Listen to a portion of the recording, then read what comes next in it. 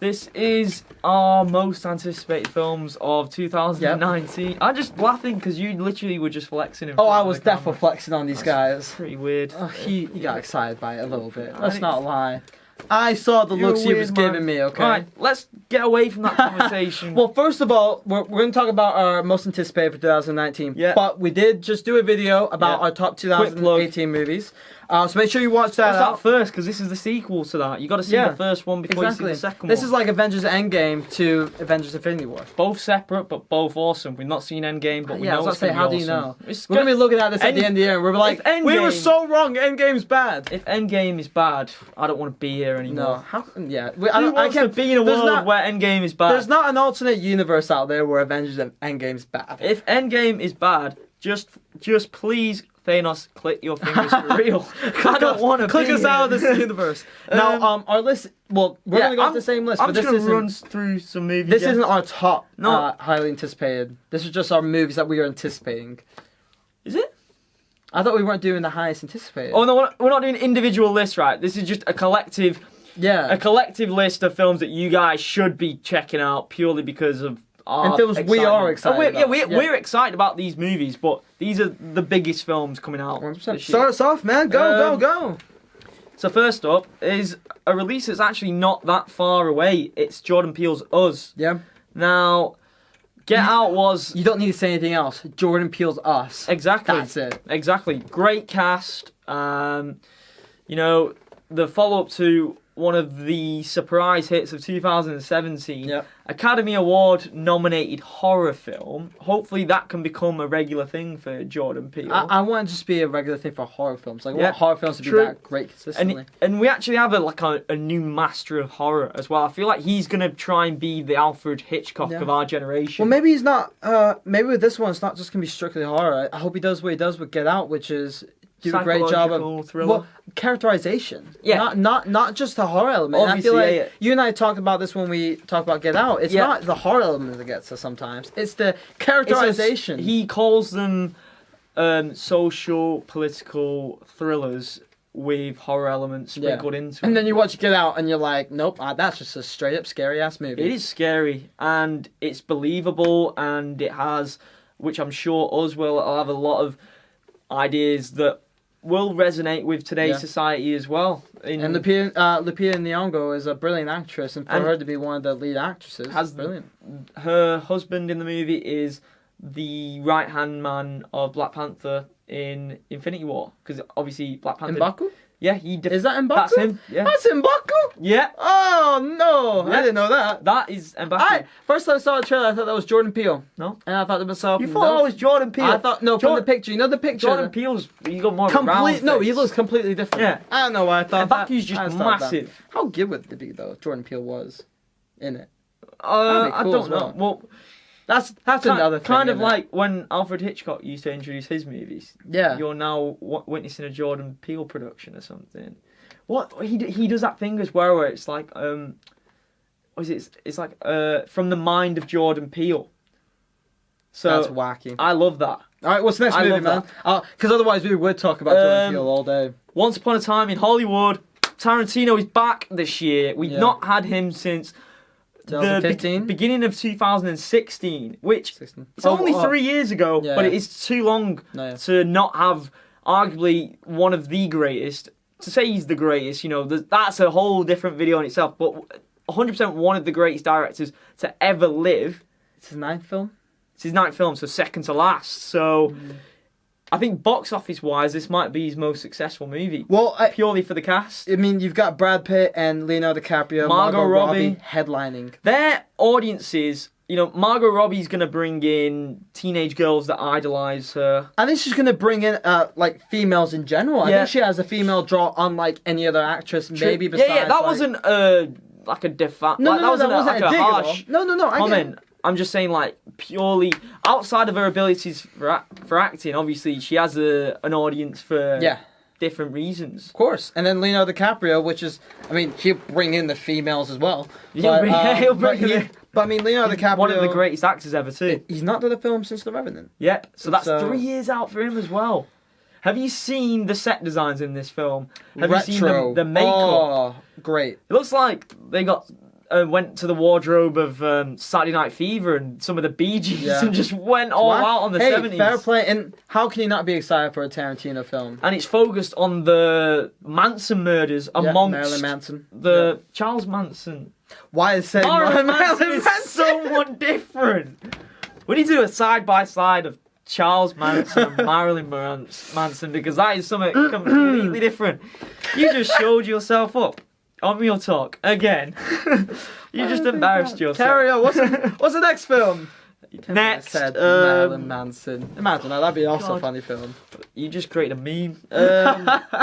We have got Star Wars. Episode 9. What a year this is for like the pinnacle of a movie trilogy. Like, I wish I was multiple genres. As excited as I was for Episode 8, but obviously for me, I know we stand on different sides of the fence here. Episode 8 stunted it a bit for me. So you're on the wrong side of this coin. Listen, I have heavy nuts for Star Wars too. I love Star Wars. It arguably is my favourite franchise. You and I have talked about it. But it just hurt. And you know me, I think Episode 8 is the second best Star Wars film. And it only made me more excited for Episode 9. What excites me the most about this, and you'll agree with this because even though you weren't a fan of Episode 8, you loved Episode 7. Episode 7 might be my favourite.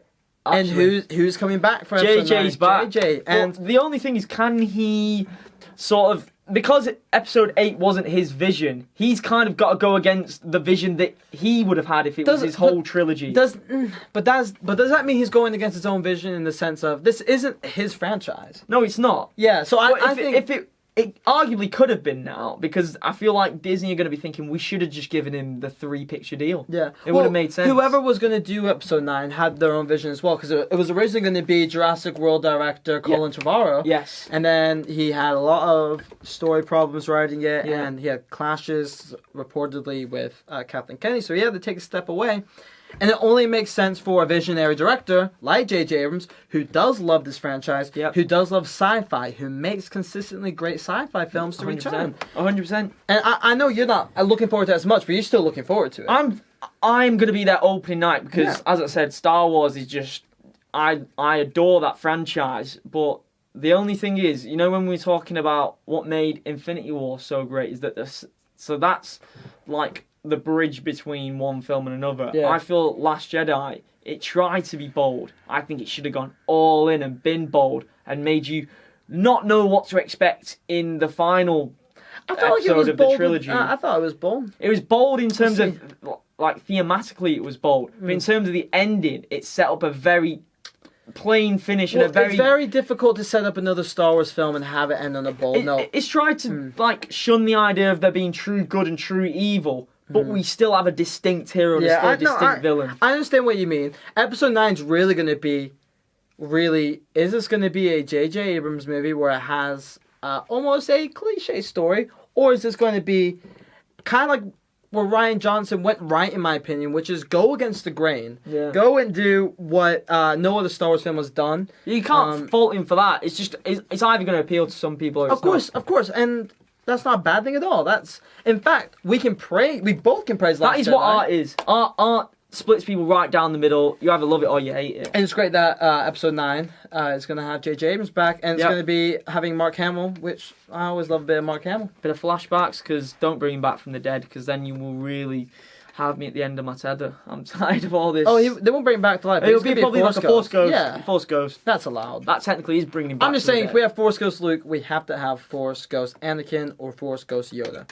As a perfect ending to the Skywalker Kenobi saga. Like, if you're going to bring back those characters, you have to bring back another Force Ghost. But that's another speculation video right there.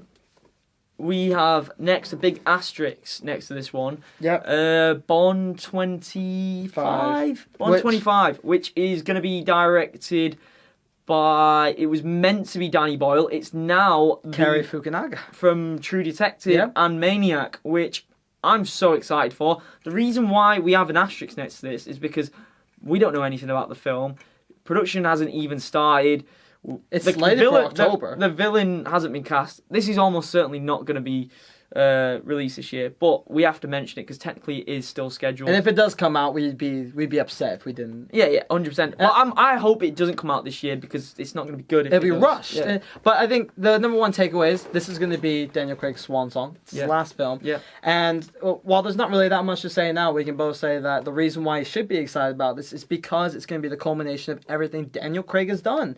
And Cary Fukunaga is a promising director. He's a promising storyteller. We've seen that in True Detective. We've seen that with his writing abilities. Yeah. Let's just see where this ride takes us. Yeah. Now, what's the next one? 100% on board. It Chapter 2 next. When did that come out? That came out in 2017. Yeah, Yes, that's been 2 years. Right before I came to uni. Yeah. Like 2 months before I met you. First episode of Real Talk, we did reviews of It and Mother. Oh, really? Yeah, that was the week before you joined. So you're saying before it got really good? Well, you said it. Bro. It was already good. Before all this but happened. I mean, let's take a step back from it. Chapter 2. It is a direct sequel to It, and it's a continuation of the story completely, with the original cast returning and the new cast. James McAvoy, Chastain, Bill Hader. Oh, I'm getting excited. It is awesome. Old Spice commercial guy. Yes. Don't know his name. Couldn't tell you. He's probably awesome. Plays Mikey. Yeah. Which I don't know how he. I never seen him in the film. I love Seen him in the Old Spice commercials. He's good in that. the 80s nostalgia elements of it, but obviously we're going to be hitting the is it late 90s? No, I thought we were hitting modern times. Is it modern times? It was 20 years. Yeah. 20 years. So Because it was pretty 85, wasn't it? much. It comes around every 20 years. So, yeah. So it's no, pretty 30 years. Is it 30? I don't know. I feel like that rings a bell because I It's 30 years, right? yeah. My 'Cause maths. I swear, My brain. I swear the film was based in 1987 or 1988, and it's supposed to be like 30 years later it comes back, and that's this year, or so it'd be 1989. You lost me with maths. What time is it? This is real talk. This isn't math It's talk. 6:15 on a Thursday afternoon. I've been working since 6 in the morning. So we've got the director returning from the original, Andy Muschietti, and then we've obviously got this new cast coming in. We've got the kids coming back. We've got Ben Skarsgård coming back As well, and in terms of what the title character did in the first one, it's like shocking opening scene where he bites the kid's hand off. Like in terms of what is acceptable to show violence for kids, with kids featured in those scenes. To think that happened in the first one, now they're fully formed adults, it's gonna step it up significantly. Yeah. And the first one was one of the best Stephen King adaptations, next to Shawshank Redemption. I think that's very high praise, but I honestly think that is brilliant. Yeah. And it's going to be hard for this one to match... October, I believe. October, September time. So what's next one then, buddy? John Wick 3, the trailer of that actually just got released today. Yeah, like 10 minutes ago. What else do we need to say about it? It's going to be absolute madness. Let me lead into this because I love John Wick 1. Actually, John Wick 1 is one of the best gun-fu movies of all time. Like action, pure action, one of the best. It was awesome. I wasn't the biggest fan of John Wick 2. I thought 2 was... You're not the only one. You thought it was better, I thought Wick and Wick 2 are like the American equivalent of the Raid 1 and 2, where they're just on par with each other. They're just awesome. I don't know. I just didn't... and the bulletproof suits. Shut up. Oh, don't start trying the stupidest things in the world. Don't try and bring down my guy Keanu Reeves, alright? Yeah, I love a bit of Keanu. It went a bit spy movie territory, that's fine. We haven't seen the trailer for 3, by the way, so I don't actually know what it's I'm not going to watch it till... I'm not gonna watch it. I'm gonna wait don't watch trailers anyway. I'm gonna wait for the movie. It's March. But obviously, this one's gonna be basically about John Wick being chased by every worldwide assassin in the world is trying to kill him. And he's gonna take them all out. He's gonna kill every single one with his bare hands. Yeah, he'll probably get another dog, and someone's gonna kill the dog, and then he'll be like, right, he's gonna use the dog as some shield. He's gonna be like Captain America. Someone needs to make a meal. John Wick rip and his his teeth dog. out and use it to stab people and stuff. You can't go wrong with John Wick. I don't think this one, like the scope of it. I mean, even though I wasn't the biggest fan, because what's happening is the box office, the turnover's getting even more, which gives them more money to play with, which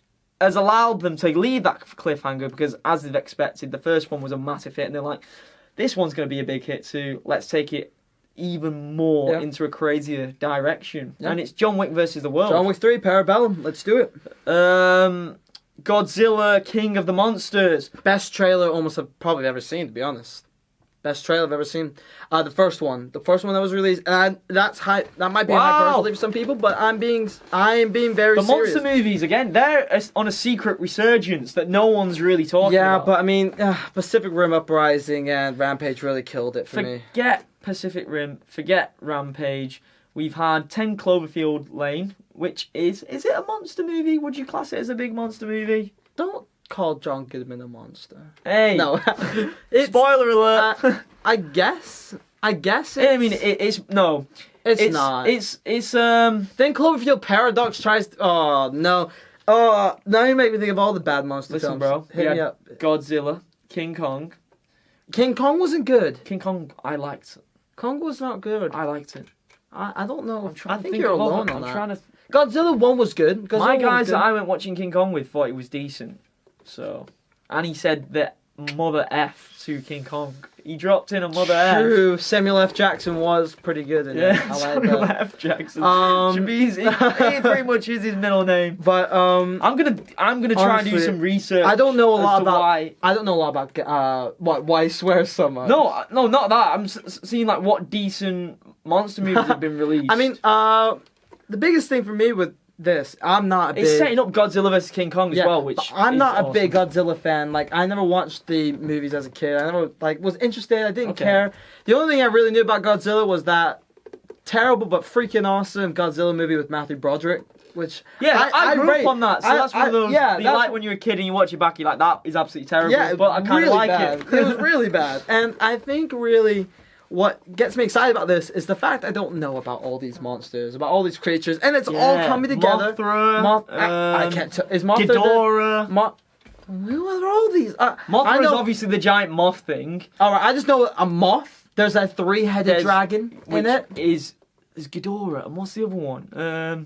There's also a sea monster, which looks like the sea monster from Jurassic World. The like monster posters, the individual posters for each monster, they are insane. See, I don't even remember the villain's name in the first Godzilla. I just remember it as the praying mantis looking thing that flew. I can't even remember the film. I was so hyped for that movie. That had one of the best trailers that I'd ever seen. Oh, but no, this one definitely with the opera music. I can't remember. Rodan, some big eagle looking thing. Look at that. Wait, is that real? No, that's not a real poster. That's a real poster. Look, they're all color coded for each individual monster. So that's Rodan's, and then that's Ghidorah's, which is the 3-headed thing. Ghidorah, the blue one for Godzilla. So they're all a Mothra. How dope are those posters? Just the scene in Godzilla King of Monsters Look at the size of that moth. But when the moth flaps its wings and it's all majestic and it makes you think, oh my god. It's majestic but scary as hell. I don't care about butterflies in real life. I ain't looking at a moth or a butterfly like I'm looking at Mothra. If I saw a moth like that, I'd probably be like, ah! And then squish it. Probably not going to squish Mothra though. The only thing that's going to squish that is Godzilla. God with a flyback. God without the Zilla. Yeah. But he's taking out whole of humanity if he tries to swat that with a flyback. Or Thanos. But we don't know if that snap would work on that. Alright, what's the next film? We won't do too many, but... Joker with Joaquin Phoenix. Yeah. I mean... Martin Scorsese produced it. Todd Phillips directing it. Let's not lie though, this wasn't a film that we were looking forward to when it was first announced. But then when you see the art for it, a bit of sly footage from people who shouldn't be filming... We're not going to complain. I'm not going to complain. R-rated as well, which for a character like that is built for that. It's probably what they should have done with Venom. They should have made Venom. I guess it doesn't. For me, it doesn't matter if a film's R-rated or not. Makes it more intriguing to me. Though. It definitely makes it more. It makes it more intriguing. I feel like Suicide Squad should have been R-rated as well. If you're gonna go, I thought Suicide Squad should be good.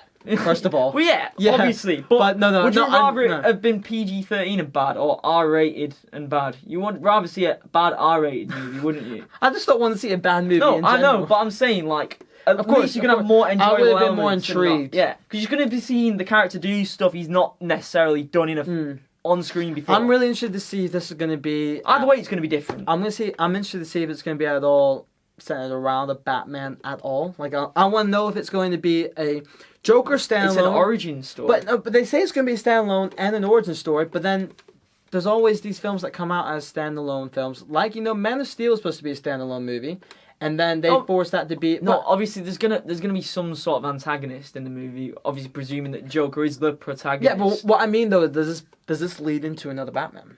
That's why is it leading... I feel like it's part of a separate universe, because... Well, that's what they're saying. They're still doing another Jared Leto movie. Which... Supposedly. At this point, which I don't think it's going to work. Next one, buddy. Hobbs and Shaw. Fast and Furious presents Hobbs and Shaw. Now, there's two things that we have to look at this. Number one, who doesn't like Dwayne Johnson in the movie? Who doesn't like Jason Statham? Who doesn't like Jason Statham and Idris Elba? Like, those three are going to be a powerhouse. It's going to be great, and it's going to be a lot of masculinity. I feel like Hobbs and Shaw will have a fight at the beginning of this movie as well. They'll build up. They'll do that cringy thing, because they had that moment in Fast 8. The prison fight in Fast 8 was awesome. I didn't like the film really that much, but that was awesome. That was awesome. That was great. You can't deny that was awesome. And I won't say for me personally it's in my top. If there was a top 10, it wouldn't be in my top 10 most anticipated. But I think it's pretty cool, because Fast and Furious movies are known for being, if a little bit corny, same, it's going to be good, I think. They deliver to their fan base. Sure. They always deliver. If you like Fast and Furious movies, you're going to like whatever they put out. And I want to know if it's going to be an action movie or a car movie at all. That's what I'm intrigued about. Oh, it's going to be an action movie, man. Yeah, well... It's got two of the biggest action stars of the past decade. But they really... See, it's still Fast and Furious presents Hobbs and Shaw, so that's why I'm wondering if they're still going to try and have that car That's just element. the selling point, I think. Oh, no, it's definitely to show you, hey, look, this is still in the Fast and Furious. Exactly. But that's one thing I'm interested in looking at. Yeah. Now, I've got some that you wanted on here specifically. Okay, hold on. How to Train Your Dragon 3, folks, comes out 1st of February. I've not seen either 1 or 2. Well, you're missing out, because How to Train Your Dragon 1 is one of the best anime movies of all time. How to Train Your Dragon 2 is the best anime movie of all time. Fight me if you think otherwise. I might have to give him a watch. And Toothless is the cutest dang thing ever. Do you know what Toothless is? Yeah, the dragon, bro. The dragon. Or is he the guy? No, it's a dragon. It is a dragon. It's not just a dragon. Okay, no, I'm joking. But it's the what will surprise you a lot about this. I really want to know what you think when you watch How to Train Your Dragon 2. The story's actually not adult in the sense of like any like brutality, but they it's can like kind of it's understand mature where they're coming themes. It's from. mature themes. It's it tackles a lot of dark issues subliminally. Yeah, and How to Train Your Dragon 2 goes Empire Strikes Back dark deep. You know what I mean? It doesn't mess around. It's not a kids' film, I don't think. Are they critically well received as well? Like, oh, yeah. Really? Yeah. And the first one is, it sets up this dragon world. It sets up these Vikings as really emotionally depth characters. And it's not just a throwaway kids' film. I know on the surface it can seem that way, but How to Train Your Dragon 2, while it is definitely... It's labeled as a kids' movie. It's made by DreamWorks. Adults will walk away from this movie, How to Train Your Dragon 2, with, emotions broken, your heart's broken, and I don't see why anyone who loved How to Train Your Dragon 1 and 2 could be not looking forward to this third one. And it looks like it's going to wrap up a lot of things, and I've only heard great things about it from critics. And what was the other film? Would I have one more? You had one more.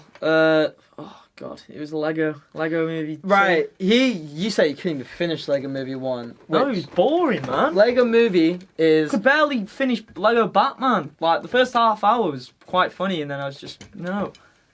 Sorry, man. I'm not really a big kids movie fan. I'm just not.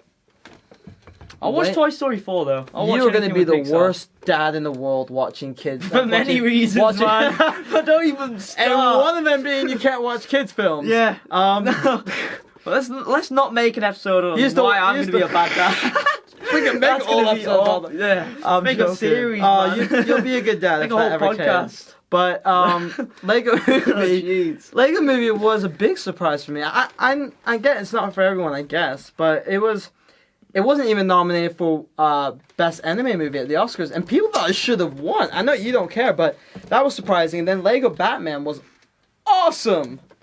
Lego Batman was great. Lego Batman could have been my top 10 I just movies wish of I'd last gone and year. watched something else when I went watching it at the cinema, man. I went and watched that because there was no good live action movies on. Which is while I'll go and watch it. Please don't subscribe because of what Jamal is saying. This is why I'll go and watch an animated film if there's nothing good live action on. Something I just want to mention real quick.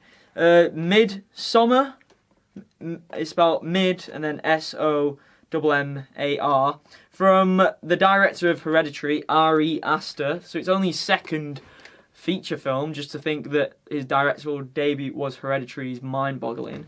And the plot reads as a young woman reluctantly joins her boyfriend on a summer trip when things quickly go awry. Wrong. Yeah. And obviously, if you guys saw our top 10 movies of the year, you would know that Hereditary was a big favourite of ours. This is another A24 movie as well, and whatever A24 does, it's going to open my eyes. I'm going to look. Still so many movies we haven't mentioned. We'll finish the video here, I guess. Yeah. But, I mean... You know, we've still got Dark Phoenix coming out, New Mutants, Shazam. Dark Mutants. Oh, Dark Mutants. Dark Mutants. That's a great movie we were talking about. That's one of my own movies. Dark Phoenix and New Mutants. They are going to be the last ever Fox Marvel movies if all goes well. The deal is agreed, but it's yet to be signed and finalised and all that stuff. Well, what they're saying is the reason why they had to postpone it was obviously because of production issues, but they're really trying to finalise it right now. Yeah. Because of it being last story. So all going well, these will be the final incarnations of these characters that you'll see. Yep. And it's been an amazing run. You know, we got the opportunity to see Deadpool R-rated, Logan R-rated. I honestly think that we're still going to get Deadpool with Disney. I think we're still going to get him, but he won't be R-rated, bro. No, he will be. I honestly think he will be. He's not going to be integrated with the rest of the Avengers, though. No. He might pop up in the background, but... I reckon they're going to try and keep him to his own thing. I hope they do. They could make a TV show of him. But I think he's a motion picture guy. No, he's definitely... I think you'd run it dry if you did that. But, I mean, that's all speculation. We don't know. Yeah. In my ideal universe, we get these final X-Men movies. These X-Men somehow move to the MCU. We can still get restarted. I wouldn't mind if... you think so? 100%. I don't think so. They've got their own vision. It's Kevin Feige. Yeah, Kevin Feige, yeah. I'm near certain he said that he's going to introduce them into the universe, but think about it. And Fantastic Four. Yeah, Fantastic Four. So that's obviously going to be a new set of guys because it absolutely bombed. To think that it bombed with Miles Teller and Michael B. Jordan as well. And Josh Trank, or is it Josh Trank? Josh Trank? Josh Trank. Josh Trank. Solid director. Josh Trank made a film that tanked. Yeah. Josh Tank. I was right. It's exciting though. Hugh Jackman is no longer... He's with us, but Logan is no longer with us. Those stories are done. So, yeah, we are gonna get reboots. It just makes sense, in my opinion. I'm happy about that, because I feel like... I thought you meant the MCU was going to reboot. You mean the X-Men? MCU is going to reboot X-Men. Yes, 100%. 100%, yeah. They can't use the Fox guys. Deadpool's going to be the same, though, I think. Right, you can't do it without Ryan Reynolds. No, I think... yeah. I think it'll only happen if Ryan Reynolds gets his way and he gets to swear his back off and be... He's not going to go into a Disney-fied... I like hearing Ryan Reynolds do his thing, though. Yeah, but obviously he's so passionate about the character. I just think that he would be funny if he swore or not, though. I don't think R rating makes it bad. It makes him, like I said earlier, exactly. It's whether he wants to do that. Yeah, of course. That's it, guys. Yeah. I mean, it's exciting. What year this is going to be? Follow us on Twitter at Real Talk Keys. Yeah, and also, guys, if you guys have any other suggestions for what your highly anticipated movies are, make sure you pop that down there. And while you're down there, give us a like. It doesn't take you anything but 5 seconds. Please. It makes our channel grow. It makes us want to give more content to you. We already want to give that content anyways. Make sure you subscribe. Yeah. And until next time, which will be hopefully next week. Next week, 100%. Yeah. Yeah. See you guys later. Thank you so much, guys.